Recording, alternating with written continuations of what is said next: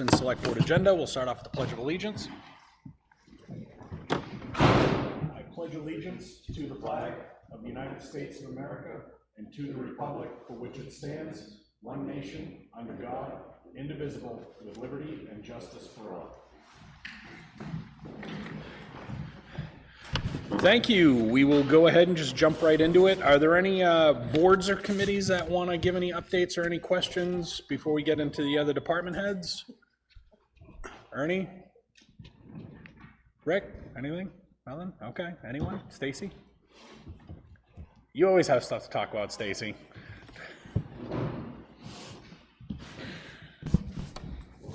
I just want to give an update on Kingston Days. We had our first meeting a couple of weeks ago, and we are looking for lots of volunteers. So right now, we do not have enough people to fill the positions on the Kingston Days Steering Committee. So we're looking for all of those positions. We had a bunch of people who are not continuing with Kingston Days, and we're looking for a lot of people. But we did get our final report on how much profit we made, and so our final report, we're still waiting for a couple of bills to be paid, is $26,700 of what we actually made in profit. We had revenues of $47,000 and we spent about $21,000. Good job. So I just wanted to add about Kingston Days. The only people that showed up for the meeting were the same 9 or 10 of us that worked the year. So if we're going to have another meeting December 7th, hoping that more people show up, but if they don't, we won't be moving forward because a lot of the committee is just for whatever reason, don't want the same role that they had previously. So it is it's absolutely a lot of work. Stacy did a fabulous job of herding us cats because none of us knew what we were doing. And it was great. So if it doesn't go on next year, at least we're going out on a high note because we had a fabulous time. So are you going to look for another date? I mean, let's say no one volunteers, but on December 7th, are you going to look maybe in February to try one more time? We could. I mean, the committee will disband because their appointments are only through the end of this year. Okay, yeah. So if there's, and arguably we really didn't get started until March anyway, so there would still be time. Yeah. But so we could, not a lot of time, and we could put out feelers if, if there's enough interest. But as it stands, if people don't show up and volunteer to run it December 7th, we're calling it a day. And then we may revisit it First of the year. First of the year, yeah. I was curious as to, did people cite reasons why they didn't want to continue, or was it all different reasons? It was all different reasons, personal life changes, right, necessitate the need to just not put so much effort in because there were only 9 of us, 9 or 10 of us, and it was a lot of work. And from past experiences, a lot of last minute unavailability is another challenge because someone's getting company, they get sick, they didn't realize the amount of work involved and the commitment. I think that's some of that. Mm-hmm. So those all come into play on an event this big with that much of a lead time going forward. Yeah. So I don't think anything was bad, but it's just a combination of stuff. It's a lot. I mean, people were not doing their other jobs to be able to do that. So, it was just a lot. So. And I think a common theme that always seems to pop up is that there's no shortage of people who are willing to criticize every decision that was made or not made, but not willing to step up and do it themselves. So putting the town on notice, Kingston Days is in danger of not occurring if people do not volunteer, step up, and become a part of even the steering committee or volunteering for the other things. So all these people that say they'll do anything to make it happen, there seems to be no shortage of people on social media that are experts in it, of how it should have been done. So I would like to call on all of them to step up. Thank you, Steve. Thanks, Stacy. All right, let's start going around the table. Chief. Good morning. Excuse me. So pretty, things are running smoothly at the fire department. Calls are up. We're wrapping up year-end stuff, budget-wise. The building money will be turned back by December 31st of any unspent funds. So right now we're projecting about $100,000 to come back to the general fund or to back to the trustees. So whatever happens with that money. Other than that, I'll let Phil speak to the fairgrounds committee that we're looking to start meeting. Other than that, everything's good. Chris and Chief, is there some predetermined spot for where that returned money goes? So speaking with Paula in the past, as I believe that because the money is still with the trustees and we bill the trustees, that well, I guess there's a couple different options. It could be used to pay down the bond, apparently, because still that's part of the building invoicing or whatever. But I believe that it goes back or it stays with the trustees unless it's earmarked for something else. Which trustees? Trustees of? There's many of them. Well, I'm just curious. The infrastructure fund. It would go back into the fund that it was approved from. So the money came from 3 or 4 places, and the impact fees had to be used before, so certain things had to be used before we could go to the next spot. So most of the money is still left in the infrastructure fund, which is one of the trust funds. So it would go back to there. Infrastructure fund. That's what it's. So is that's that like- just So, what the so that, trust fund is so called. just to be clear, I mean, when I hear infrastructure fund, I'm thinking landfill closure stuff. Has nothing to do with that. Nope, that's just what the fund was called.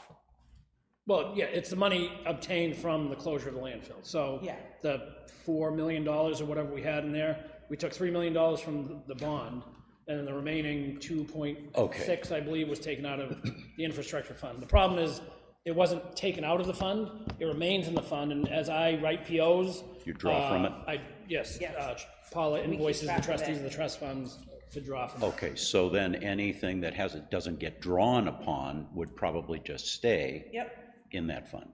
yep, Unless you wanted to use it for something else because the vote was for that money is to be tied to the building, the fire station, so it can't be used for payroll, it can't be used for computers, it has to be tied to the building itself. So that's why I said I'm pretty sure that you can probably use it to apply to the bond, because that's still for the fire station. Right. Yeah, in general, what we have discussed with is that it would go back to the trustees of the trust fund. However, it can be used to pay down the bond.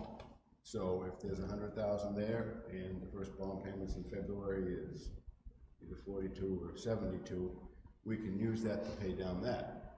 Thus, that frees up whatever that amount of money is in the Right. general fund that we normally would be paying Right. for. Correct. So that may help our ultimate Cash goal flow. in the- Yeah. Right. But that's generally what the talk on the plan's been, that we can use it for. So as far as I know, the December 31st of this year deadline for me to turn that money back is a goal that I set, just because it's been a couple years since construction's been completed, so I don't think there's any statute of limitations on that fund. So if you don't decide to do something with it, by February, I don't think it expires at any time. Do you have any immediate need for that, or do you have any outstanding bills for the No, work? there's probably 130 in there, so I still have a few things to buy. I want to buy a snow blower for the sidewalks, things to help the station operate at a premium level. So I still have to pay for the cameras that were installed.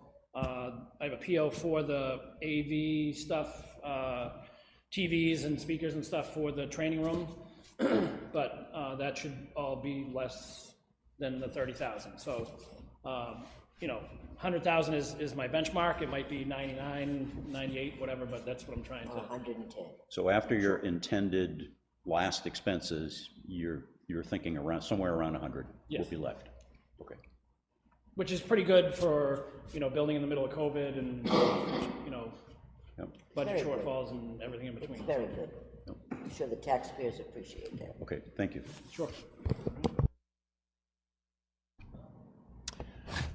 So we are starting shoulder gravel on all the roads we paved this summer. They'll be doing that over the next 3 to 4 days. And then also crack sealing will be taking place in the North Road area and rock rimming if there is remaining rubber. The Grace Daily Barn will probably be starting up again on Wednesday. The beam should be arriving tomorrow. And unfortunately, there was a lot of stuff in there that kind of threw off the schedule, that the half day of cleaning has turned into 2.5 days of cleaning and isn't quite complete yet. So working on that. The LED upgrades are ongoing. The maintenance barn has been completed. They're in the rec center right now. They've already done South Station, and then they'll be on to Nichols tomorrow. And then the town hall. I'm unaware of any events going on in here so that they can be working in the meeting room first, and then they'll be going to the individual offices. December 30? So December 30th, there's an event going on here. I really hope they're not doing it then. Shouldn't take them more than 2 or 3 days to get this complete, so. On Saturday, we had 41 participants at the collection point, and we have filled the cardboard dumpster, so Nice. moving right along on that. As Graham alluded to, the Fairgrounds Study Group will be meeting for the first time on January 3rd. As Lori is going to be the selectman's rep, we're going to have a meeting tomorrow, just to go over the applicants, and we'll be sending out notification to everybody who applied.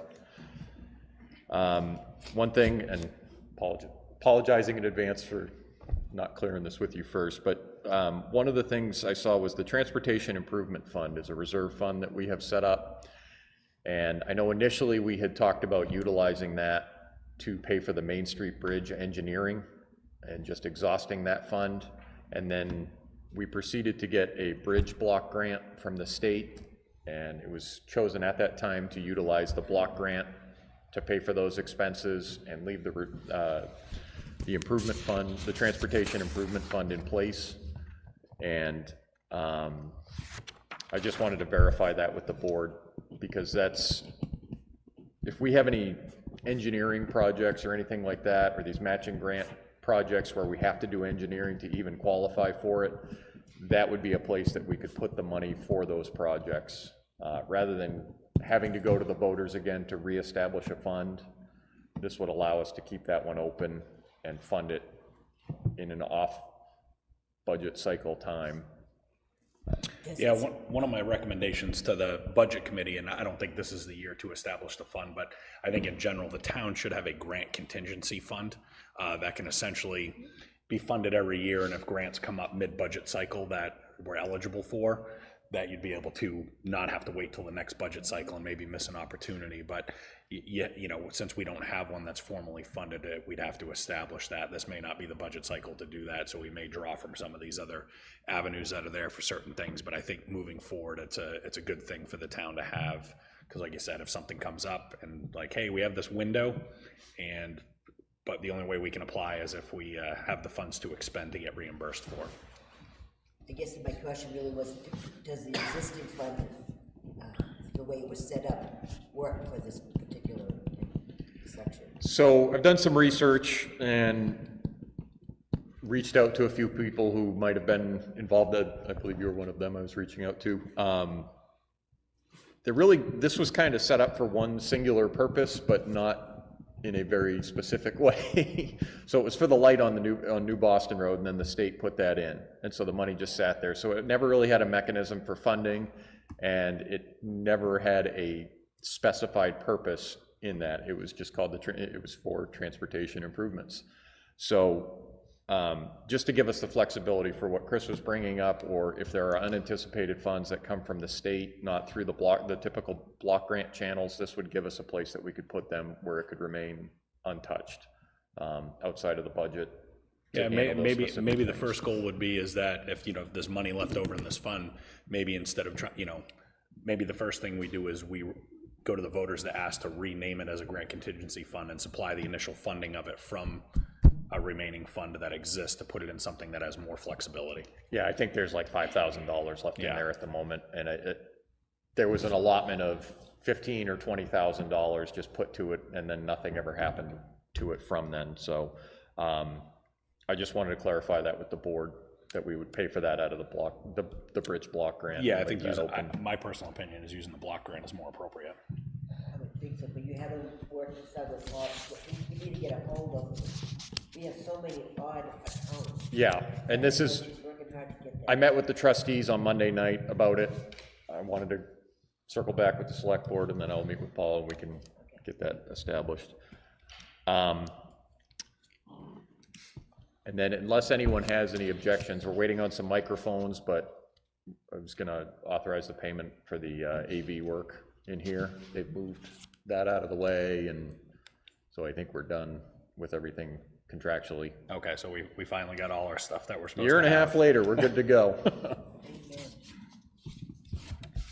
And I think that's all I got. Okay. Tammy? Good morning.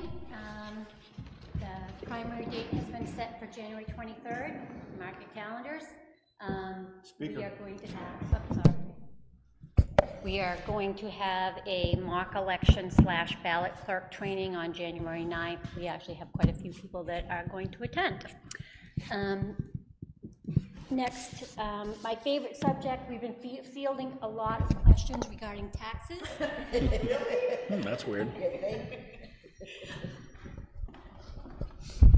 And I've been discussing with residents because they've been telling me they've been reading things on Facebook from a reliable source. And I don't want to contradict Facebook, but you can pass those out. These are actually, like some of you may recognize these numbers. These are actual properties in Kingston. Just want to kind of show you how it works. So in this case, the assessment in 2022 was $175,700. The tax rate was $22.71, which brought the total bill to $3,990.15. The assessment in 23 was $288,000, which was an increase of $113,300. Their bill went up $567. You have to account for the $1.5 million that was voted to increase the school budget, plus any other things that was voted in March. So it's not just the assessment. So please don't make those blanket statements. You have to include that other things that are voted on. So please just refer them to my office. I would appreciate it. And that's all I have. Oh, and we only have $10,871,000 to collect by the 18th. Oh.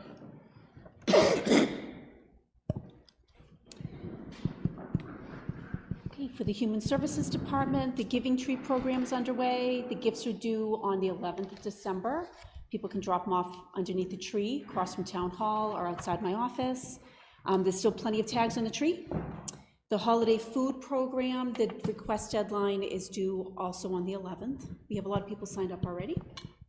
And I'm going to put a new list of pantry needs out at Town Hall, the website, Facebook page, all the usual places. And I submitted the new welfare guidelines, a draft for your review, finally, late yesterday. So we'll chat about that when you guys are ready.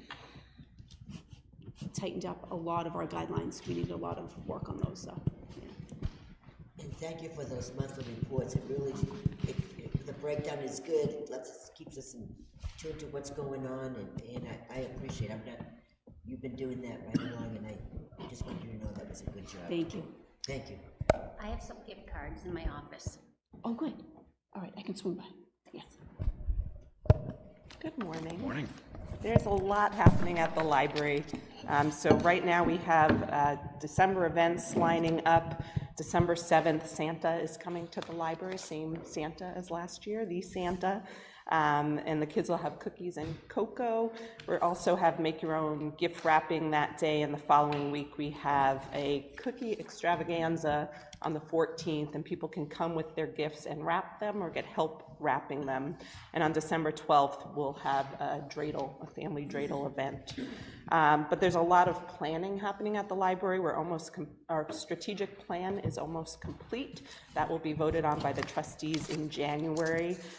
The main focus of that is continuing the services that we've been building up over the past 2 years, but also developing our outdoor education center. Our grant has been submitted for that $600,000 to build the center, and we will find out in February if we were successful. In the meantime, I've been working with the New Hampshire Municipal Association to find other sources of funding. So there are a couple of other grants for which I will apply. And I had a nice hour-long meeting with someone at NHMA who explained to me how to reach out to foundations and build relationships. So that's the other route I'm taking. It was a little confusing how to figure out how to do all this at the same time while you're waiting for a big grant. What else can you? So that's what I'm navigating right now. We are also starting our own foundation at the library. We've written a mission statement. We have 5 board members currently. And now they are writing their bylaws and applying for 501c3 status. So this will help us in the future when we have building projects and things like this in mind. We are also completing our patron manual, which needed a lot of work. I think there's a lot of paperwork in town that needs a lot of work. We're among them. So we're getting things in line, like we eliminated fines, and we're making sure that's all clear throughout the manual, and we're making sure everybody knows exactly where we are. And I will share that with you once that's complete. Thank you for the carpet cleaning and the upholstery cleaning. Phil lined that up for us, and now the library looks beautiful. Lori asked me, because I've been doing a lot of research on transportation options. If you remember the age-friendly community survey, the biggest finding was that people were concerned about transportation. And my interest is getting people to the library, obviously, but also working with my colleagues here. We know that there are other transportation issues, so I put together a little presentation that Lori is going to talk to you about, so I can explain some of the things I've learned about what other small towns do for transportation to solve some of these issues. And then finally, Paul and I are working on a holiday lunch together. It's going to be at the library, but sponsored by the rec department on December 21st. And we are inviting all residents. This is in lieu of our monthly older adults seminar. We're just going to have a party and invite the whole community to come celebrate with us. Are we doing the whole community or just seniors? Well, it's going to focus on seniors, but they can bring their family and friends and whoever wants to come. So. Okay. Yeah. Check. Great, thank you. Good morning, everybody. Hope you had a nice Thanksgiving. We had the tree lighting on Saturday, which went very well. About 100 people came. Thanks, Lori, for dropping by. And also, Lori is going to donate some lawn. I'm never sure what to call them. We have a lot of inflatables from our old house that we're not putting up here for obvious reasons. So Paul's gonna get first dibs, and then I'm just putting them on Facebook, everyone's favorite thing. So if you see something flying by 157 Main, feel free to unplug it and take it home.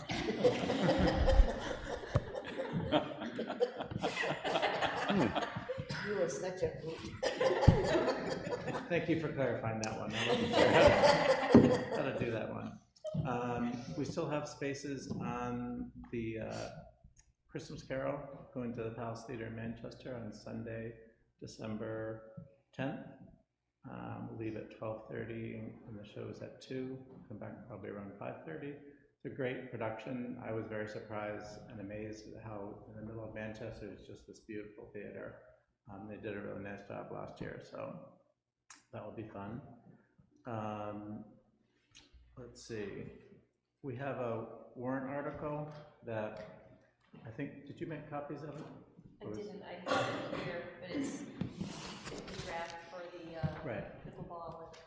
So there's a draft of a warrant article out to put some surface, asphalt surface in the back of the new rec field along Wadley Point that would serve as 2 outdoor pickleball courts, but also other things that could happen there. Probably not basketball, but maybe Foursquare or whatever, you know, just games like that, and then also transform into a ice hockey rink.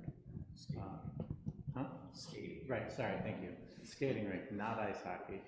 I've talked to the insurance company about some of the things we need to do to prepare for that. What we're hoping for, we've discussed it with you guys before, we're hoping for approval, or I'm not sure what it's called, but if it goes to go on to the warrant articles on the ballot in March as approved by, or is that what you guys do? You're talking about a petition article though, right? Yes. Okay. Yeah. So anyway, so that's out there. I talked to the chief, Joel, about trunk or treat. I know you guys talked about that last month when I could not attend. It definitely was, we got a little overwhelmed in a very good way. The trunk or treat was fantastic. There was just an amazing amount of people there. Somebody thought it might be as many as 1,000. But it did get a little busy and a little, I wouldn't say dangerous, but there was better ways we could handle it. So we're hoping for more parking to keep it at the rec center. We've been trying to keep every event at the rec center. We used to go to the fire station for the tree lighting, and that was wonderful, but it was a lot of extra work. But we're trying to establish that the rec center is where we have events, as opposed to the Plains or the high school or wherever. We have a bathroom there, we have an indoor space in case it really gets, you know, rainy or snowy or too cold or whatever. And believe it or not, there's still quite a few people that don't even know we have a rec center, or don't know where it is, or have never been in it. So we're just trying to get that going. So I think if we can, and Bill, you can probably speak to this too, I think if we can get enough parking available down there without parking on the streets, and without making it unsafe, that I think we could do it still at the rec center next year. But that's something we're going to talk about more as well. I'm concerned about the parking on the street, obviously. I did at one of my offices, almost get hit twice because of between having the fire apparatus out there on the road, Wadley Point, and just the boat launch area. They had the cones up, it was nice, people could walk. It's doable, but we need to discuss it more in depth. Rec center, I understand he wants to have it at the rec center, which I agree we should, if we can get the appropriate parking. So that's something we need to discuss as a group at some time. We have plenty of time to do it. But I'd like to have a plan by the end of spring, if it's possible.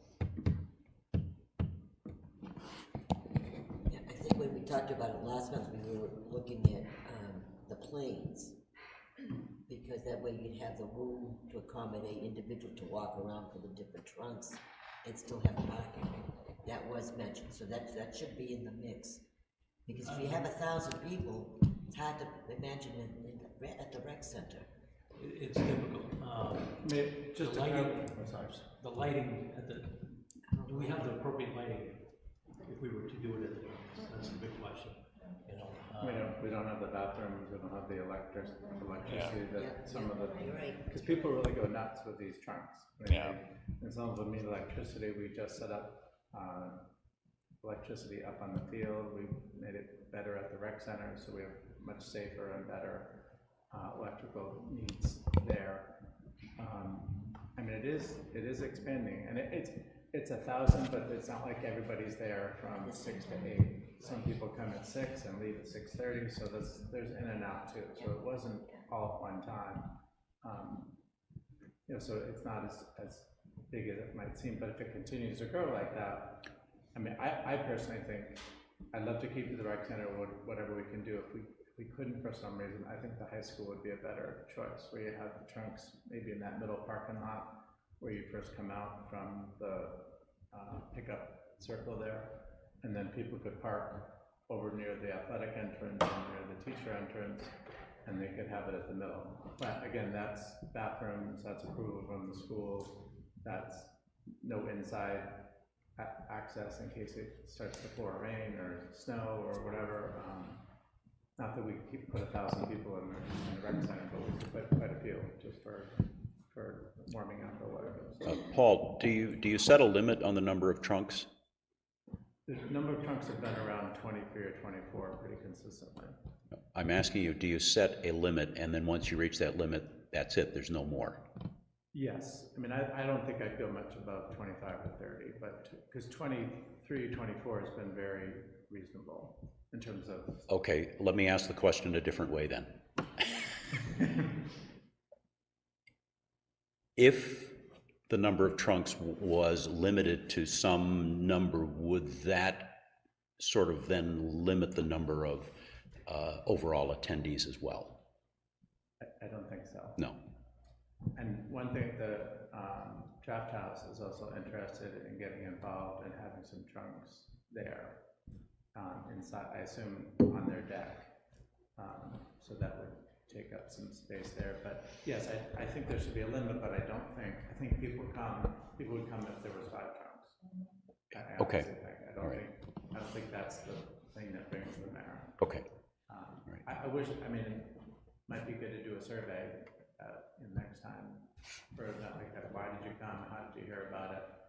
Things like that. Because a month later we do the tree lighting, same place, Santa, food, and we get 100 very consistently. So it's very hard to dictate or figure out how many people are going to come to things. Well, maybe the answer is, as you just mentioned, that on this particular event, the trunk or treat seems to be very popular. I mean, maybe that does need to be at a different venue, although you're trying to focus on the rec center.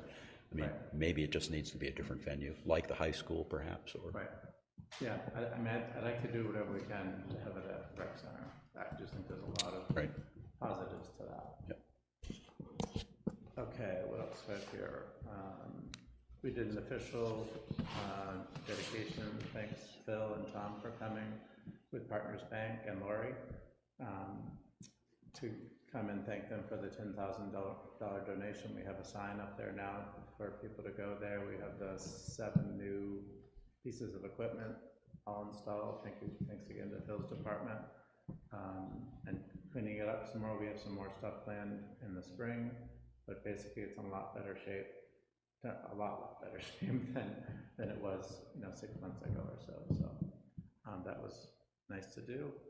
Thank you to Caitlin and other people in the town hall who helped me with flyers. I should probably thank them every month, but they produced the flyers that I put and advertised for things, so I really appreciate that. And that's it.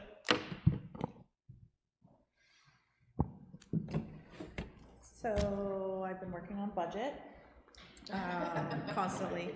I'm almost done with the default budget. I'm hoping to have it for tomorrow night, or at least the first draft of it. And just working on year end and tying out all the accounts, and I'm busy. I imagine. Understatement. I have nothing to report. Everything's going smooth as silk. The training study is complete. Yeah, we can talk about that, actually. I want to thank 3 contractors, Select Demo, Joey Wilson, and Tornado Industries for their incredible donation. They built the 8-car garage and the new training room. It's approximately valued at over $160,000 worth of labor and material. I think with Phil's help and the involvement of detail count. We probably spent about $29,000 to get everything done. So it's a big win. It's huge. That is it.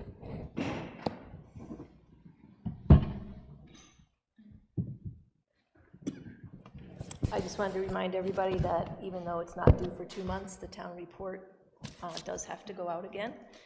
So whenever you want to send your information in, I'll take it. And usually Paul is the one to be first in. And I do apologize for not printing this petition article. I did make some copies for selectmen of the few things that I do know about that were more selectmen articles. If you have anything from your department, your capital fund type things that usually go in, we could just know that you're going to do that. We'll start getting the warrant ready. And I think that's all. Any other boards or committees want to chime in on any updates? Anyone? Okay, so I don't see the other Glenn here. I was hoping, we thought he might show up for the capital improvements list, capital CIP plan. The 2024 budget, obviously Paul has been busy with that. There's been several meetings with the budget committee as well. I just would be cautious on any warrant articles that are getting proposed that have roll-up additional costs. I'd be very cautiously optimistic about the type of support you'll get.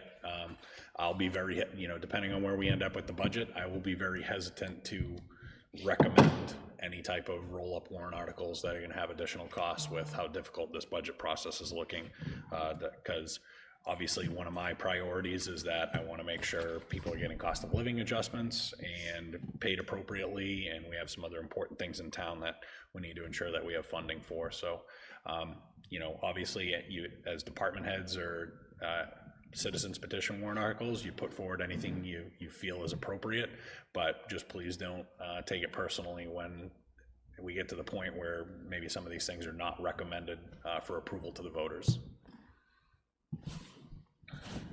We have there's another meeting tomorrow, right? The budget? Yeah, tomorrow night. Public comment number 1.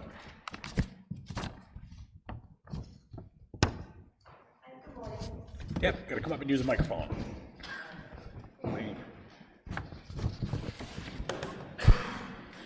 So, my name's Kathy Walsh. I'm at 28 Clark Road, and I'm here to find out if I could get an update on the water filtration systems. Last I had heard, it was supposed to be done in the fall. Then there was an issue with the contract, so I'm trying to get an update as to where we're at and when I can expect that to be happening. That is our next agenda item. Awesome. Any additional public comment before we move on? All right, so under old business, the POET system project update. So Glenn will be providing us with an update. Well, I think Susan and I are going to tag team it. I mean, Susan's been doing the lion's share of the work, but I did join in on a recent conversation with New Hampshire DES. They had it wasn't a Zoom meeting with us, it was a Teams meeting, yes. And we had the administrator and the project manager on board with us.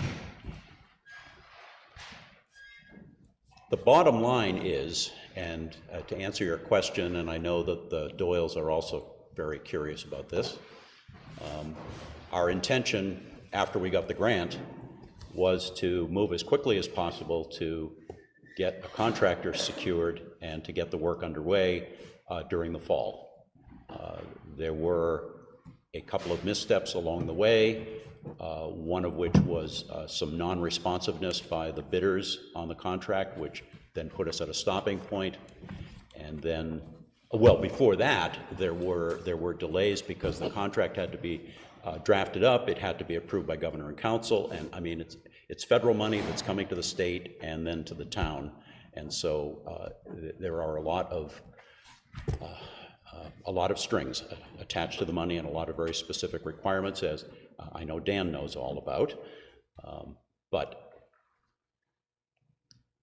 Then some non-responsiveness on the part of the bidders caused us to reach a stopping point, which was then compounded by perhaps not the best advice that we got from one of our engineering consultants that was helping us put the bid package together. And New Hampshire DES identified that lack of good work, if you will, and lack of attention to detail, and got us on a phone call together just before Thanksgiving. And where it stands now is that we need to select, there's now another step in the process, which is going to mean another delay, unfortunately, but we need another engineering consultant, and that's what the board has in their packets to look at. We don't have to go out to an RFP for that assistance. We can just get quotes. We have a list from DES of folks who have worked on these systems. The assistance that we need at the moment is to put the correct bid package together, if I'm understanding it correctly, Susan. And from that, hopefully we then get correct responses and can select a vendor to do the work. Because what had originally happened is we put out a bid package based off of the engineering review from the company that we were getting the advice for to put that package together. And so based off of their recommendations, we put out bids, we had bids come back in, we actually selected a bid for contract, but due to the tie-ins with the federal grants, it had to get submitted to DES for review and they said, your engineering company that gave you this advice did not include very important things that are required to qualify for this grant funding. And Sanborn Head is the engineering company. Well, we haven't paid them yet for this project. No. And I think there will be some discussions with them over any invoicing that we receive for it, because they obviously failed to do their job and meet the terms of what they were supposed to provide us. So now we once again have to go out. But essentially DES, yeah, absolutely. Kathy, could you come up and use the microphone? It's not a discussion either. It's not a discussion, but. Yeah, no, it's all right. It's not a discussion? No. It's technically not a public hearing, but on this section. But you did bring it up in there, and I know the Doyles have a vested interest in this as well. But our intention is to get these systems installed as quickly as possible. But we have benchmarks we have to meet. And I get it. I've said it to Mr. Doyle before. I go, the thing that separates us from third world countries is being able to get clean water from your faucet. Does that grant disappear as of the 31st? No. No, it does not. No, it does not. We're already in the queue and qualified and earmarked for the funds. Now we just have to make sure we meet the terms of their grant to make sure. Personally, we wanted to have these systems installed before the end of at least have the systems installed and then going on testing because of the impact that it has on the residents that it affects. That's what I was told the last time. Yeah.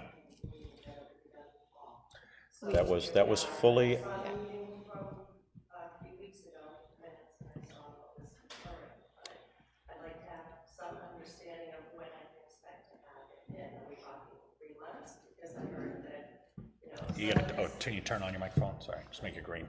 There we go. I heard that, from those minutes that it may have to start all over again, and so I've been going through this for years. The RFP, well, no, it's the RFP process for the contract we'll have to go back out to bid again. So once we have the appropriate bid package, it'll have to go back out for a 14-day period to secure that contract. And that's just part of the RFP laws that we have to follow. And how long is that process? Once we have the bid package, it's 14 days, and then it comes back to the select board, and then we have a bid opening, and then at the following meeting, we have to have the engineering consultant review the bids that came in based off of the bid package, and then at the following meeting, we would be able to select a contractor to go with again. So at the very least, you are looking at, just once we have the bid package from the engineering bond, you're looking at 4 weeks. It's at least 4 weeks to go through that process. And once you keep saying, once we get that from them, what's that process? Is that 6 months to get that, or? It's gonna determine when the bid package comes in, they're gonna provide us with a scope of work, and that's one of the things that they'll have to tell us when's a start date, when's an estimated completion date of certain benchmarks within the grant itself.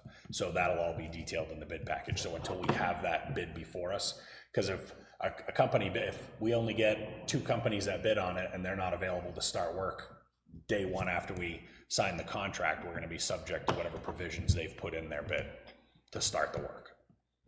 So basically not a date, We can't give you a date.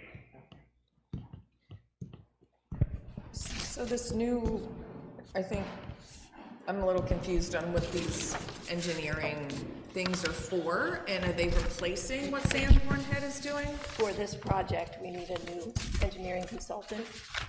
And that's a list we got from DES qualified consultants that we could send out a request for quote from. So that's our next step. Sanborn Head will continue to do the work that they've been doing for us historically, separate from this grant project. And where's the cost of these coming from? Like to The pay grant, for this the new? grant. The grant, okay. Yeah, the grant pays for that. Okay. Yep.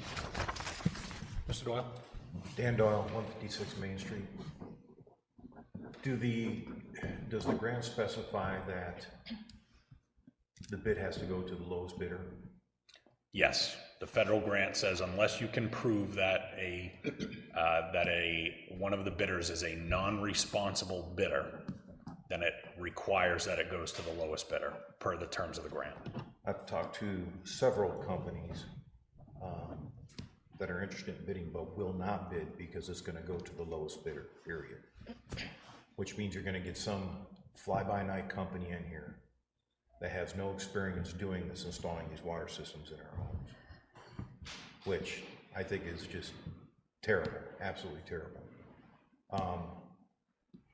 Is there any provisions whatsoever where it doesn't have to go to the lowest bidder according to the feds? Only if you can articulate and show that they are a non-responsible bidder. That's a direct language out of the grant. Have they, I haven't seen the request. What type of filtration system are they requesting with this? Osmosis, They're carbon? It's carbon cartridge-based. They do specify what type of system. Who did, DES? No, it's gonna be in the specifications for the bid. That Sanborn is specifying. We're gonna have someone new doing that, but yes, This new firm it is was gonna in there. specifying. Yeah. Correct. All right, next question for you. Because of these temperatures now, you know my issues with the water freezing. Is there a way we can have our water delivered to the firehouse and then collect it on a daily basis at the firehouse as we need it?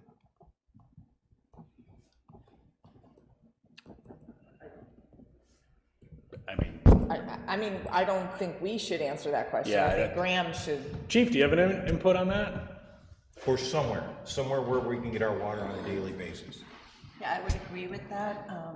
You know, if I am not home and my water is delivered and it's snowing, raining, freezing. it's ice. Yeah, the cardboard boxes, they fall apart in the rain and then we got a roll mess. down all the over. hill because I'm on a hill, so I'm out in the street collecting my water. They won't deliver on a different day. If I'm gonna be away, I ask them to deliver it on a different day. They won't So do that. Chief, would you have any type of space that would help accommodate that? That's obviously temperature. We have the space. I guess some of my concerns would be when they drop it off, then I mean, if they drop it off and they bring it inside, no problem, but if we're on a call and they can't get in it, or if you guys, we'd have to set up a specific time, date, you know, each week or a couple days, whatever, to make sure that we're. See, that's the available. problem, is that this company will not deliver inside a door. So they drop it off on a curb. Well, when we're gone and not working during the day and it's dropping, boxes have deteriorated, and now I got gallons of jugs everywhere. Is it on, do you recall if is it on pallets? No, they just come with a box with 6-gallon jugs in it, and they stack them 3, 4 high. The boxes are terrible boxes, they're just there for shipping, they're not there for long-term storage, they're not crates or anything. The bottled water we get are obviously shrink wrapped, you know, like you would get in a grocery store, which is different. But once again, if we're not home, they're just stacking that stuff up in the driveway and driving away. They will not take it through the threshold of the door. What type of truck, is it a liftgate truck that they delivered? It's one of those, like a Coca-Cola truck with the side gates on it. Okay. You know, it's not a flatbed truck. But the problem is they won't bring it through a threshold, which means that if we're not there, this all goes to waste. And like I said, now we're dealing with temperatures here where, you know, it's freezing now. And, you know, I don't know where we can, as a town, can store this stuff for the homeowners in the area, because it's going to waste. I mean, you're spending all this money on water, and we're throwing out portions of it now because it's freezing. Yeah. And when it freezes, the tops blow off, and then you can't use it for potable water. This will all go away once the systems are installed. Sure. Yeah, but it doesn't solve their problem now. We've been dealing with this for 8 years, and it's all gonna go away like that? So I would say if we go down that road, they're probably not gonna, if we can accommodate this, and if we can get them to at least deliver it and put it inside do you have a bay? Is it like, would it be one of the bays? Yeah, we can keep, If we could agree them to at least hand truck it into a bay, if we're consolidating a collection point for them where if anyone that wants to agree to that, but I would say we just have to understand that they're not gonna some days deliver to your home, and then if you're not there, they'll go to it'll probably be planned, you'd have to agree that your delivery would have to go to the fire station in order them to get on board with that. I don't think they'd set it up as an ad hoc where they're gonna try your house first, and if you're not there, then they're gonna go to the fire station. Is it delivered once a month or once a week? Once a month. Once a month. Yeah, so we're dealing with a large amount of water. Yeah, oh, no, you're saying because the amount that you need, I mean, and it's taking up physical storage. Oh, absolutely. Yeah. Yeah, I mean, our trash has gone through the roof with all these jugs. I mean, Right.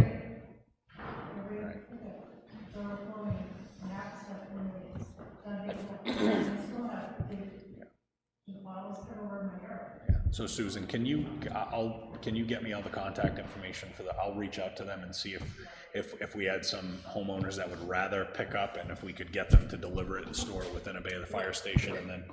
Are you gonna have, if all 20 homeowners wanna do this, are you gonna have space for that? We can make space. Okay. and I honestly don't think it's gonna be all 20 homeowners. Right.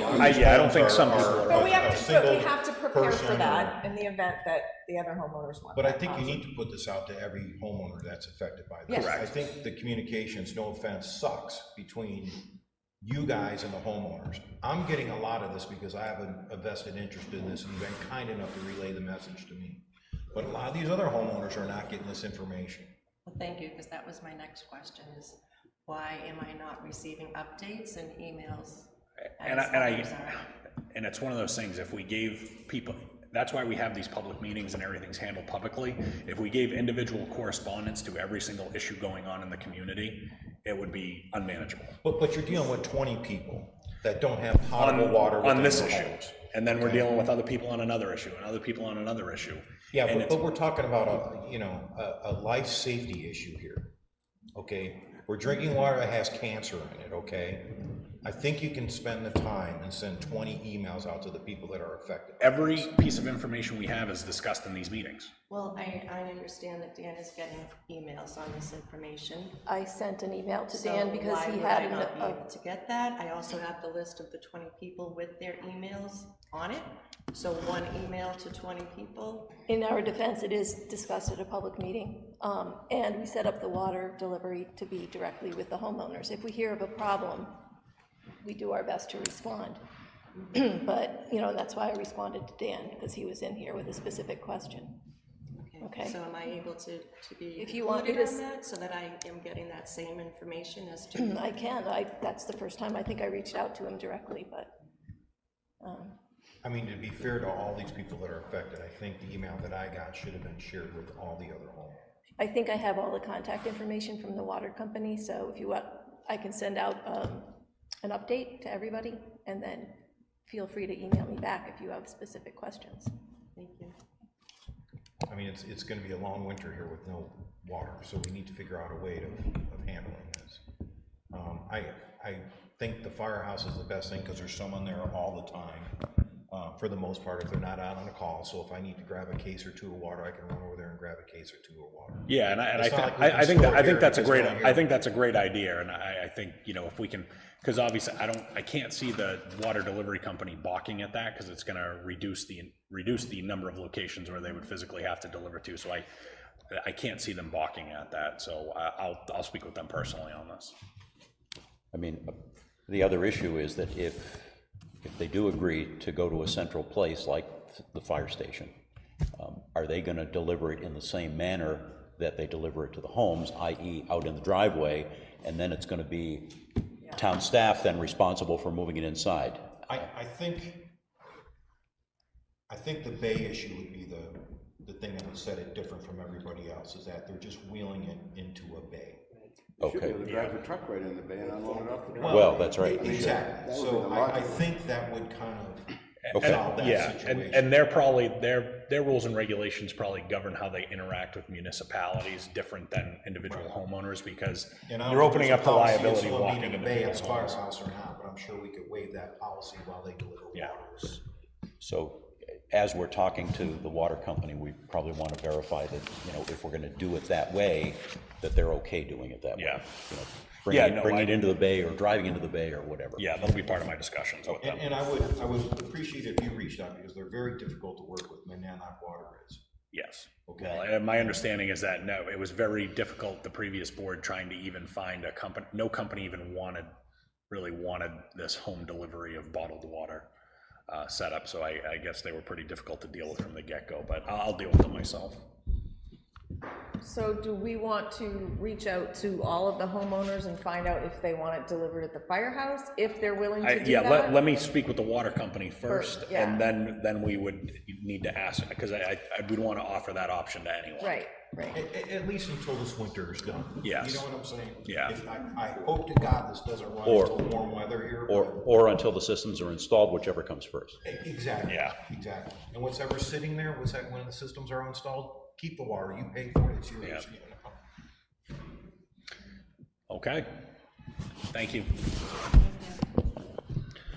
Revision energy option agreement information.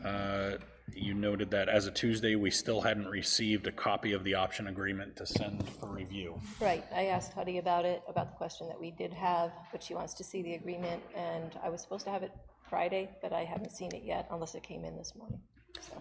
So we're waiting for revision to provide that. Correct, and I did hear from Mark Zankel, and he said he would send it. He thought he would have it to me Friday, but he was having it reviewed. Okay, well, I mean, in a way, it's understandable. I mean, we were right in the middle of Thanksgiving week, and it's Okay. Any other new business? No other new business. Public comment number 2. Come on out.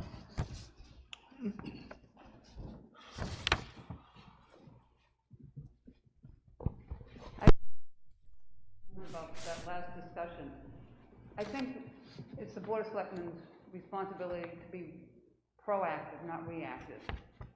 And have some empathy. These people have been without water, they have to rely on bottled water. And to say to someone, well, it's your job to come to a public meeting. No, it's your responsibility as selectmen to contact them and let them know what's happening. If there's a delay, they should be told there's a delay, not told, well, we have other issues, we have to deal with other people, and we have to send them messages too. Where is the empathy for these 20 families? I'm just very disheartened by the whole situation that just took place. Well, I'll respond to that in that this board is the first board that took action, regardless of legal advice, to actually force us to move forward with getting water for these people. This was put on the back burner due to legal advice stating don't do anything until people make you do it. And this board took a proactive response of no, that is no longer acceptable. And we're not just gonna wait for the federal government to force us to give them clean water. So we took steps and provisions because of how important this is. I can't force people to participate in local government. People were upset that they didn't get handwritten correspondence about chip sealing on their roads. They get upset about other issues. They get upset about recycling updates. I can't give personalized attention to every issue on town. This is where we conduct all of the town's business. We provide it streaming, we provide it recorded, we provide it in person. People need to participate and advocate for themselves and show up and participate. We absolutely have empathy for this issue, and we have taken tremendous steps to get this addressed for these folks because it is so important to us. So saying that we don't have empathy and we don't care and this isn't important to us is inaccurate. But everything that we have for information, we cannot privately discuss this stuff.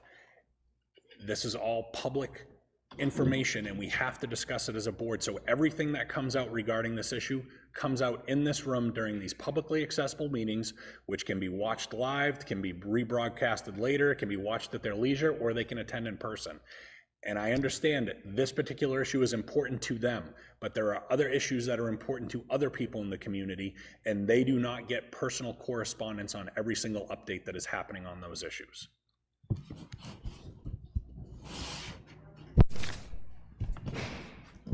Any other public comment? All right, we are going to move on to board business. We have some administrative abatements. Orange folder.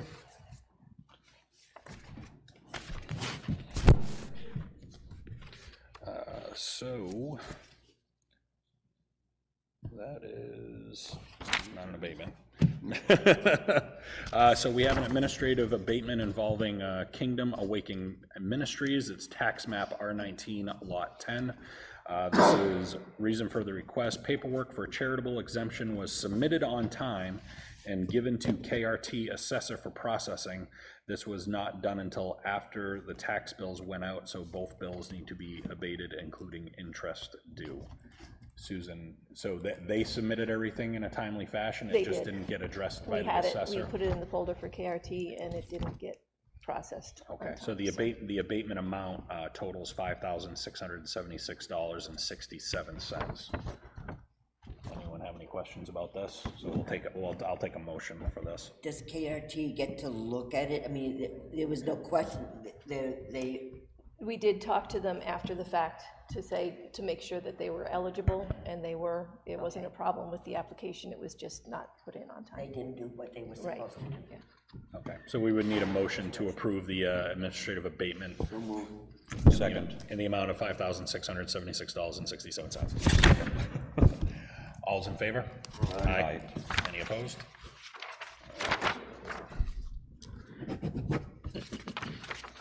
We have an abatement for the Southeast Land Trust off of Hunt Road in Kingston. This is tax map R1 lot number 7.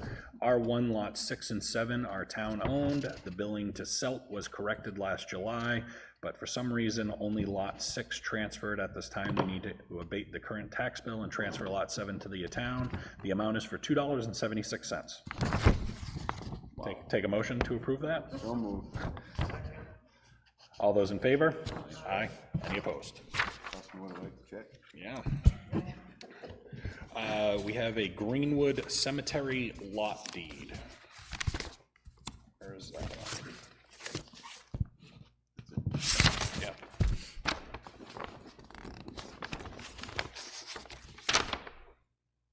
How do you do we fully read these out, or we just? I think you have to approve it. Okay. So. It's just a sale of a lot. Yeah, it's got to just go through. Okay, so the sale of a lot that, known by all men by these presents, that the town of Kingston, the county of Rockingham, and the state of New Hampshire, in consideration of $1,000 to them paid, the receipt of which hereby acknowledged, do hereby grant, bargain, sell, and convey to Tremblay, Richard, and Susan, 78 Brookside Drive, Stratham, New Hampshire, 03885. Their heirs and assigns one lot of land in the public burial ground known as Greenwood Cemetery, numbered 726, which said lot is particularly designated on the official map of cemetery held by the trustee of the trust funds and cemeteries and containing 3 grave sites. I won't follow the rest of it. It's just more language, but any issues on this? Motion to approve? Or Phil? And not that that wasn't read eloquently and beautifully, but Yeah, I was in gonna the say- future, you could just say the cemetery and the lot number. Okay. It's just because you're selling a teeny tiny portion of town land, it just needs to be read in the Okay, record. all right. Thank you. Could have given me that ahead of time, Phil. All right. Motion to approve. Okay. All those in favor? Aye. Any opposed? Okay, we have some veterans credit applications. One for 2 3rd Street, Kingston, New Hampshire. It's going to be a veterans tax credit. Looks like it has all the appropriate documentation and paperwork required for that. So shouldn't have any issues on that one. We have another one of 16 New Boston Road in Kingston. Also a veterans tax credit. All the appropriate documentation is there as well. Any issues with these? Okay. And Yeah, actually, as long as they've been verified yeah. by the. And we have a third one, 10 Diamond Boulevard, veterans tax credit. All the appropriate documentation is there as well. So just take a motion to approve the 3 veterans credit tax applications. All right, all those in favor? Aye. Aye. Any opposed? All right, so that. Pass those around. Hiring committee for the building inspector code enforcement officer position. Glenn and Lori, any updates on that or? So I think we have, Susan is maybe in the process of reaching out to the applicants that we recommend interviewing. Okay, I didn't have a full. Well, I don't think we were at that step yet. No. You and I, Lori, had reviewed the resumes, and I think we agreed on 4 of them that we thought we'd like to interview. Great. And now we need to.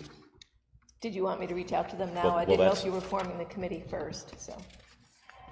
Well, you gotta do both. Well, we need to do both, right? We need to, Reach out. we should probably reach out to them and let them know that we'll be in contact on an interview day, but we still need to. Right, and as part of the reach out, we need to make sure and verify that they're still available and interested. Exactly, exactly.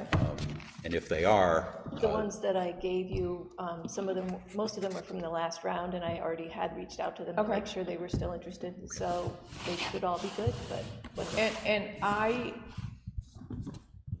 if we can group the interviews, that would be fantastic, instead of one here and one there. Well, since.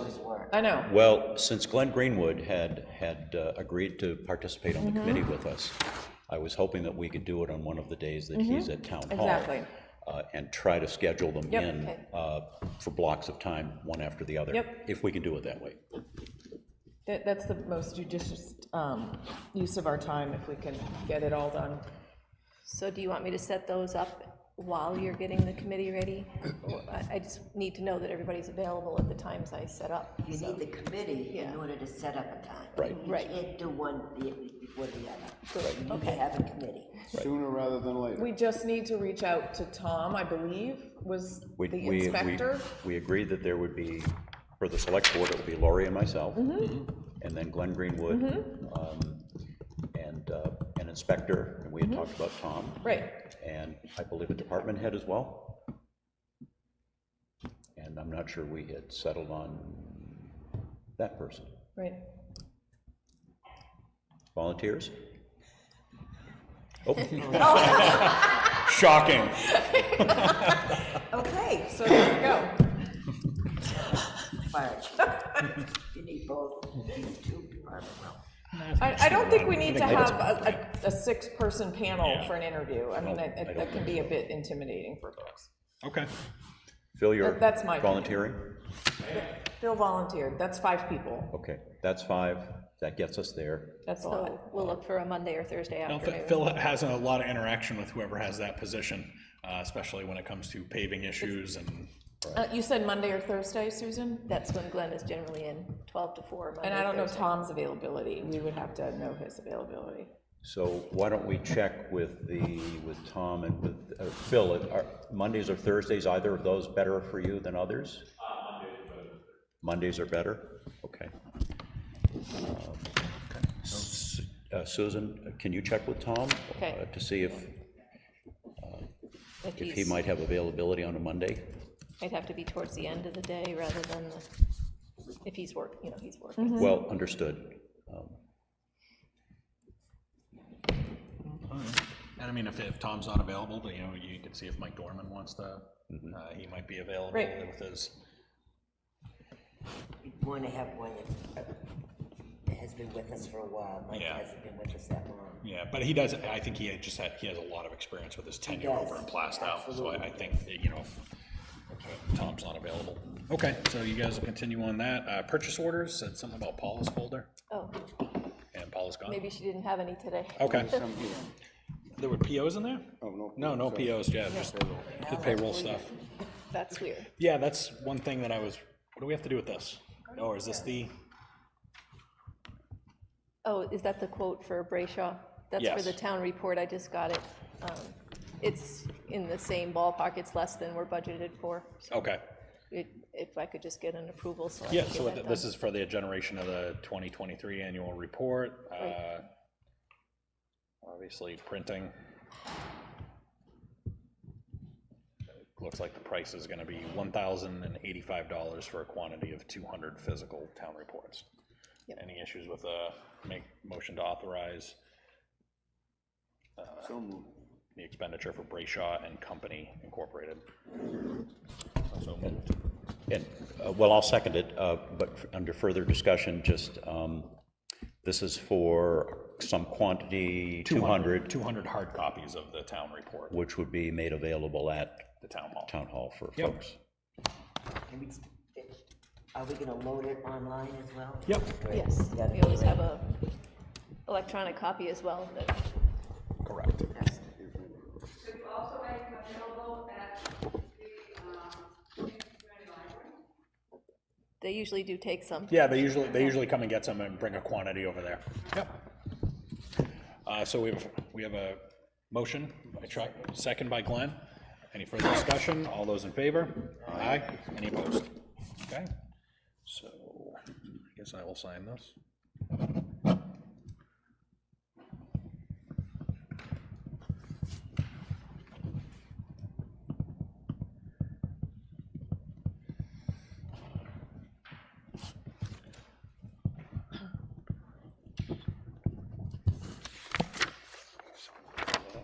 Put that in the orange one? I did? Oh, perfect. Sure did.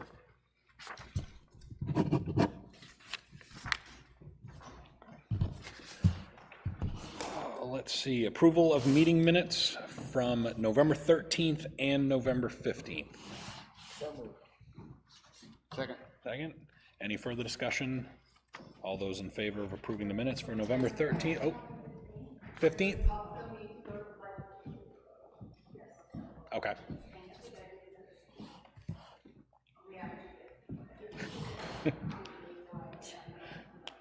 Okay. On the motion, all those in favor?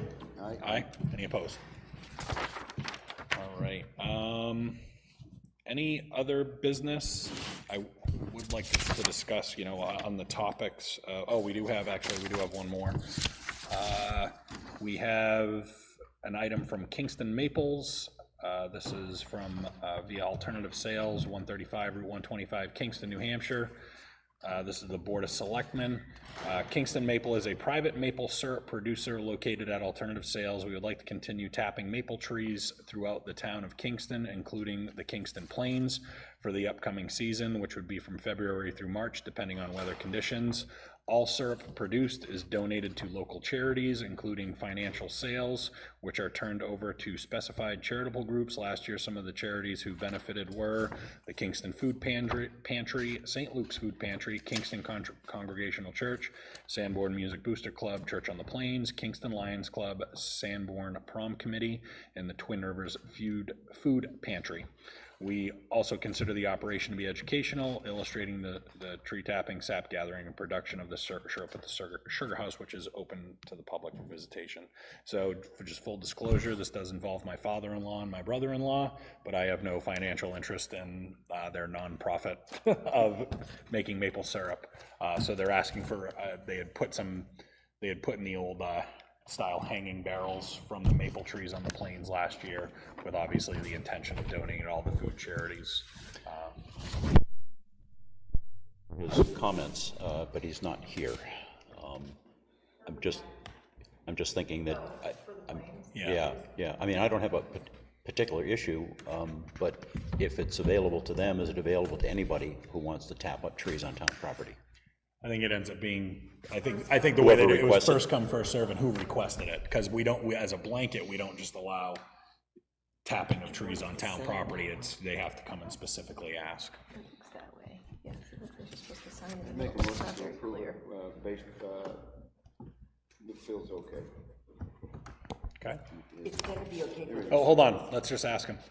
The last time we did this, we talked about it, and it's not anyone, but you have to have approval. Come on down. Yeah, so the request for tapping the trees on the plains again, from the same folks that did it last year. My father-in-law, my brother-in-law. They're just asking if they can have access to tap the trees again, and all their stuff is going to donations of local food pantries and charities.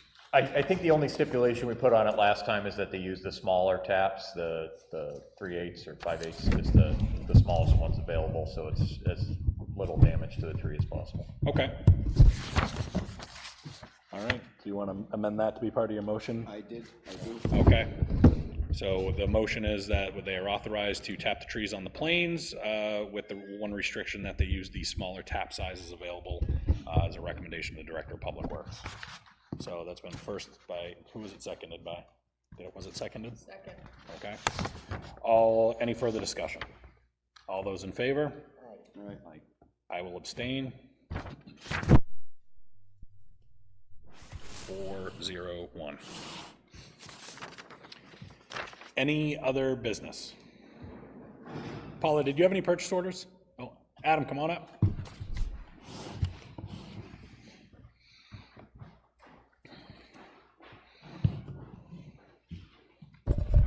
Sorry, just three quick things. One, actually, Paula, I think we do have the new unit in, so I'm going to have that hopefully installed for next Monday's meeting, so we will be live on the air. Perfect. Fingers crossed, nothing goes wrong. Two, I would like to request some guidance on something. I know it's very rarely an issue. Language during the meetings, certain things aren't really supposed to be rebroadcast, and one gentleman, who I won't call out by name, said one of those four-letter words that we're really not supposed to put. I'm not going to edit it because that could be a First Amendment thing, but I'm not going to have it. I don't think YouTube cares. Yeah. But I'm not going to put rebroadcast after the fact. I would just like board permission to not do that for this one, just because I think that's a bit of a. Do we have any way to just edit out that portion? I absolutely could. I just said in the past, I think what actually maybe was the previous iteration of one of the previous iterations, there had been a. I think as long as you maintain if you maintain a copy of the unredacted and I'll just file of it, because if somebody I'll just redact that one word. I have that level of finesse. Because if somebody wanted to come and request a copy of it unredacted under 91A, I think we're in full compliance. That's why I wanted to ask. I don't. But I would prefer you edit it and broadcast the rest of the meeting so that people have that available. Sure. Yeah. I can just remove like that 1 second of audio from. Any no problem. Disagreement or other? Okay. Do you want me to edit the YouTube version as well then? So it's, I think you should. Yeah, sure. Yeah. That might, that takes some time, but I'll get that done. Yeah. One other thing, and sorry, I'm never sure on the procedure for this. Could I get authorization? I mean, if we buy it today, it's $40. I just, to control the audio equipment, I need a tablet. Doesn't have to be a good tablet. I just need some sort of device that can connect to it via Wi-Fi. And I would just like to be able to get one of those. We had talked about it last year, and the budget was tight last year. I know the budget's tight again this year.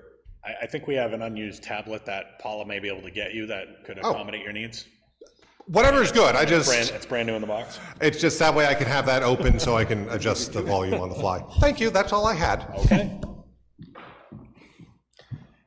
Last call. Any other business? No, just that this one needed signatures from all board members, I believe. Gotcha. Thank you. Ellie. Yep. I didn't corrected me on that. I got so hung up with reading it, forgot to even think about signing it. That needs all of us. I did just want to, talking about, Are there any more warrant articles that we're thinking of that, you know, we want to discuss that are going to be talked about? I know there was, Susan put some notes in here, should we be looking at updating the elderly tax exemption limits that seem to have fallen woefully behind with the economy?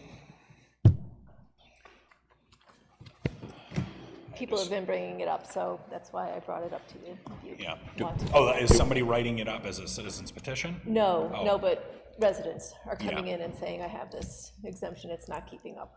Yeah. So, Do we have a sense of how far we are behind compared to other towns? no, but I can research that. That might be Yeah, worth I looking think at. it'd be nice to know what other towns are offering. We're not gonna be able to do it in one jump, I'm sure. Well, maybe not, but it would, at least let us get a baseline and see where we are. Yeah. Absolutely. I know obviously we'll probably see that, like Susan mentioned, we'll probably see the same capital reserve accounts come up. I was very vocal at the budget committee meeting. Depending on where we're at with the budget, I probably won't be able to recommend or support some of these roll-up ones this year, depending on the budget, because I think the priority is going to be the focus on that. I don't know what conservation's coming in with any warrant article changes. There's obviously extensive cleanup warrant article changes coming from the planning board, so there's a lengthy amount of stuff, so the ballots will be pretty lengthy. It's gonna be a long ballot. Just to accommodate the language that's required on all of those. There's the discussion about the full-time planning board administrator. They are gonna ask that be put forward as another warrant article again. That's Petition warrant article, or is that from us? no, I would prefer it come from us, and then if people want to individually vote not to recommend it when the time comes, but I think that's one of the few cost association things I think we absolutely need to look at. I mean, that was the one article that was not supported last year. I don't remember the number that it lost by, but I think it was the only article that was not unanimously supported by the budget committee and the select board for recommendation, and it's the only one that failed. But I can tell you right now, if the current person that holds that position, if it doesn't go full-time, or if it doesn't stay part-time with benefits, they will probably not continue on in the position, because it's just the amount of work is just too much. And Right, that's one of those penny wise and pound foolish things if we don't move it forward. To be honest, last year I wasn't sure we were gonna get it anyways, but we needed to let people know that this is a position that we need to fully fund it. So I think we should put it forward as a select board article and still support it and go forward. I agree, and my reasoning is the same as it was during the deliberative session when I spoke to it, is everyone talks about why aren't certain projects coming to our town, why aren't certain commercial developments coming to our town, but if we do not have somebody 5 days a week to answer the phone in the planning board office, if a builder or developer is coming and looking at multiple towns for a potential project, they're not going to go with the community that doesn't answer the phone, doesn't have somebody there to at least answer the phone every day and help move those questions and stuff through. So I'm an advocate of that position. I know I've talked about this loosely and I would just rather know if the board has a flavor to put it forward or not. And I know it's going to be, it is an expensive cost item article. Are we at the point in our history of our town where we need to look at putting to the town voters of whether they don't want a town administrator? I wouldn't advocate for a town manager due to the statutory differences between a town manager and a town administrator, but as we've seen, there's a lot of things that can potentially be missed unless you have a person whose full-time job is 5 days a week picking up on the small details. And I think the town could have realized some cost savings over the years, whether it be contractual items or oversight of certain things. And if you had a town administrator, I think you'd really have somebody that focuses on budgetary items year-round and has some oversight and can really work with departments to make sure that things are being budgeted appropriately, called the right things, taken from the appropriate lines.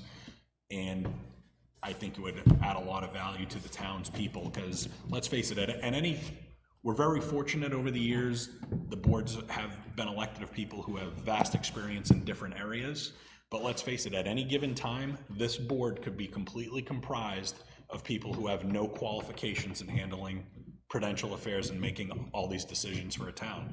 all you need is a pulse and willing to put your signature downstairs and pay $1 to get elected to the Board of Selectmen. So at any one time, you could have 5 people who have 0 qualifications in running a town, and I think we're at a point where we may want a full-time professional engaged in the provisions of the town. And if we don't start advocating for it now, it's gonna take a while. The town has turned down that opportunity twice before. It's been a long time. Yeah, I can't remember, I mean, since I've been living in time, I can't remember. Yeah, and it's time to start asking for it again, because it might take us 5 years. It's not gonna be something that's gonna happen overnight, but I think we need to put it on the table for discussion, and each year we'll get better at it, or more people will see the wisdom. When we went from a 3-person select board to a 5, I was one that was really not interested in going to 5.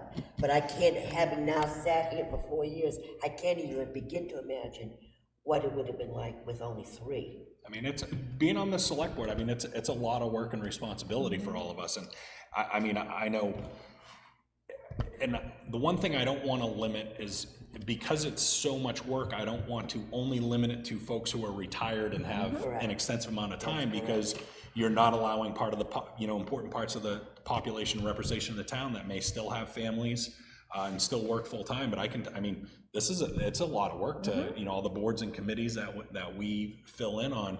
And when I tell people the population of our town and explain to some of these other towns, they're absolutely shocked that we do not have a town administrator. Exactly.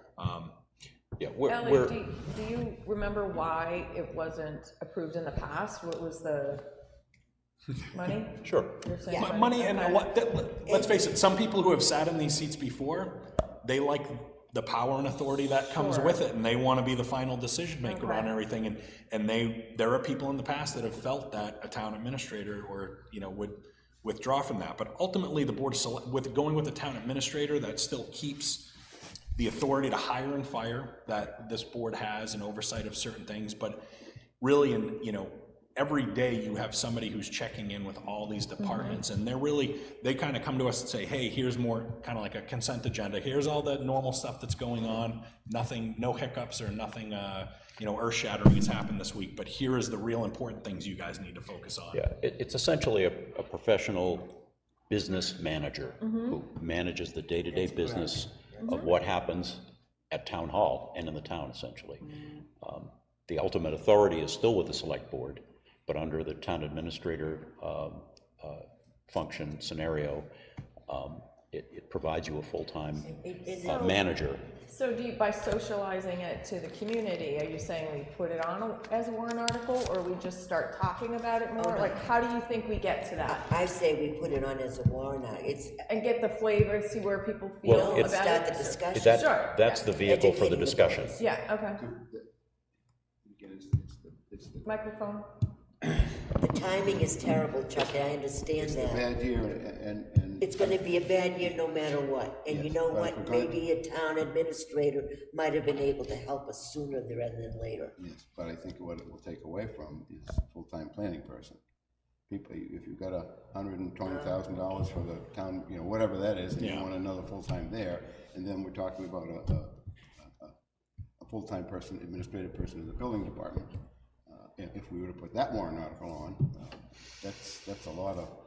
And I think the way that one might hurt the other, or if I was going to speak to it, especially leading up to the election, I would say, listen, we just think that this is appropriate for the town to be looking at. We understand if maybe financially this isn't the year where the town wants to take that leap, but the town needs to be looking at this. But I honestly think during this high volume changeover that we had of all these key positions in town that were held for so many years, I think a lot of these mistakes that were made that put us kind of in, behind the 8 ball financially, I think these type of things, they should have been caught if we had a town administrator. That would be their job to catch them, or the select board would need to hold that person accountable. They were rookie mistakes that we made. And listen, new people to the select board, I mean, new people into these positions too.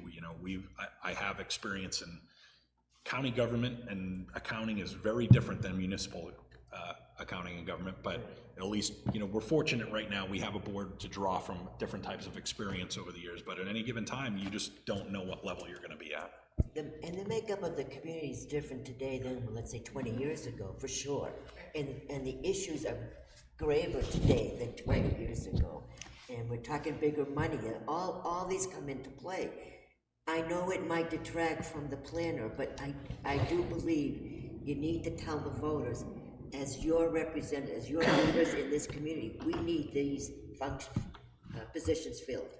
That's our job, to let them know. And I just feel because we're part-time, we end up pushing a lot of our responsibilities of research and stuff down to Susan, who already has an incredibly full plate, where the type of follow-up things that we need help with would be handled by a town administrator. You would say, listen, I expect you to get this information, or you to list this data, or you reach out and have these discussions and report back to the board for us to, you know, review it. So I just wanted to see if there was at least a pulse. I don't mind looking at some, you know, it's obviously creating a new position language, but I don't mind doing some research to look at what the appropriate salaries and possibilities are before we make any type of formal decision that we're gonna vote to put it on. During the wage study, didn't you probably get some that's what I was gonna feels say for what next. the salaries are? That's what I wanted to comment on next.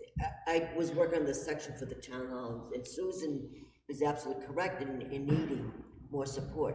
And as you look at other towns, they all had some kind of administrative leader, if you will, in the town hall. But the selectmen's admin had a clerk, the town clerk had 2 or 3 clerks, the land use people had 2 or 3 clerks. We don't have that broadness in support staff, and we need to start building that in, because Susan's too nice to people. She does whatever they ask her. But I mean, I look at. Not nice enough. I mean, I look But at, we you know, recognize that Brentwood has a town administrator, Newton has a town administrator, Hampton Epping Falls. has Hampton Falls has a town Newton doesn't administrator. have one, really. Well, they have, MRI is providing them one currently at a entire That's a cost. very expensive one. In the But- past, did they ask for a town manager or a town administrator? Admin. Was I it think. an admin? 'Cause Yeah, it- because I would say statutory, I would not support a town manager Right, for a I would community our see why size, that would only a be- town manager. I Because think a town statutory manager was difference, wonderful. essentially, if you have a town manager, they can hire and fire without the board. I'm remembering admin, but Okay, so, anyway, I agree. I think we are woefully behind in that we should have had a town administrator a long time ago. For the size of the town that we are, the activities that are going on, the stuff that's happening. And as you've indicated, I mean, all the towns around us, and many of which are smaller than us, have town administrator. And, you know, and not that an individual like that in that position would necessarily be strapped with the responsibility of finding money for the town, but just the one example of the funding that we secured for the water treatment systems. I mean, a good town administrator is on top of all those things all the time, all these sources of potential revenue and ways of funding things. and like I said, fortunately, you had a strong desire and you have experience, but we were very beneficial. It was very beneficial that you were here in a position to spearhead that grant. Right. If we didn't have somebody else, we may have missed something on it, or. And look what's happened with the library. I mean, Melissa's bringing in $500,000 grant. Assuming we get that, that's a lot of money that we don't have to raise by taxation to expand the facilities at the library. So there's another direct benefit. So I just wonder if we can work collaboratively to maybe come to the table, we can get some of that salary data that we were doing from the wage salary matrix, but start looking at some language, but I want, if the rest of the board was like, no, we don't want to push that forward, I'd drop it right there. I'm not going to go citizens petition it myself. I just wanted to know what the pulse of the board was, if they were even interested in looking at moving it forward. So we can go ahead and put some stuff of that, and when the time comes for an official vote to move it as a warrant article, we can see where we feel based off of what we have then. Yep. Okay. In line with that, how is the person that's helping you? Are you still getting help from?